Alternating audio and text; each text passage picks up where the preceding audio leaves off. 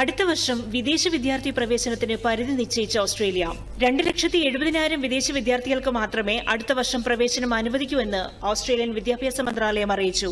ഇത് ഓസ്ട്രേലിയയിൽ ഉന്നത പഠനത്തിന് അവസരം തേടുന്ന ഇന്ത്യൻ വിദ്യാർത്ഥികൾക്ക് കനത്ത തിരിച്ചടിയാണ്. കുടിയേറ്റം നിയന്ത്രിക്കുന്നതിനുള്ള സർക്കാരിന്റെ നയങ്ങളുടെ ഭാഗമായാണ് പുതിയ പരിഷ്കരണമെന്ന് വിദ്യാഭ്യാസ മന്ത്രി ജെയ്സൺ ക്ലെയർ പറഞ്ഞു. ഓസ്ട്രേലിയൻ സർവകലാശാലകളിൽ നിലവിൽ കോവിഡ് പ്രതിസന്ധി സമയത്തുണ്ടായിരുന്നതിനേക്കാൾ 10% വിദേശ വിദ്യാർത്ഥികളുണ്ടെന്നും അദ്ദേഹം ചൂണ്ടിക്കാട്ടി.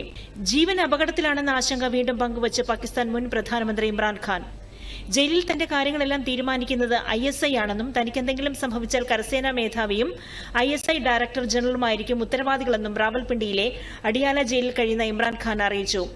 സമൂഹമാധ്യമമായ എക്സിൽ പങ്കുവച്ച വിശദക്കുറിപ്പിലാണ് അദ്ദേഹം ആരോപണം ഉന്നയിച്ചത്. കഴിഞ്ഞ വർഷം മെയ് 9 നടന്ന ആക്രമണവുമായി ബന്ധപ്പെട്ട കേസുകളുടെ വിചാരണ സൈനിക കോടതിയിലേക്ക് മാറ്റിയേക്കുമെന്ന സർക്കാർ പ്രഖ്യാപന ശേഷമാണ് വിമർശനവുമായി ഇമ്രാൻഖാൻ രംഗത്തെത്തിയത്.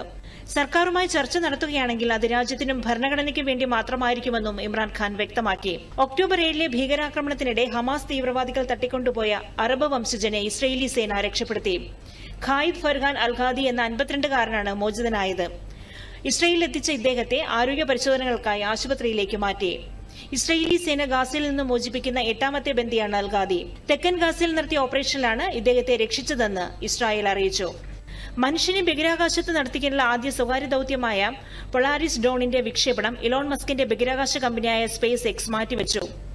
ഫ്ലോറിഡയിലെ കെനഡി വിക്ഷേപണ കേന്ദ്രത്തിൽ നിന്നും ചൊവ്വാഴ്ച ഇന്ത്യൻ സമയം ഉച്ചയ്ക്ക് 1:08 വിക്ഷേപണം നിശ്ചയിച്ചിരുന്നത്. എന്നാൽ ഹീലിയം വാതകം ചോർന്നതിനെ തുടർന്ന് വിക്ഷേപണം മാറ്റിവെക്കുകയായിരുന്നു.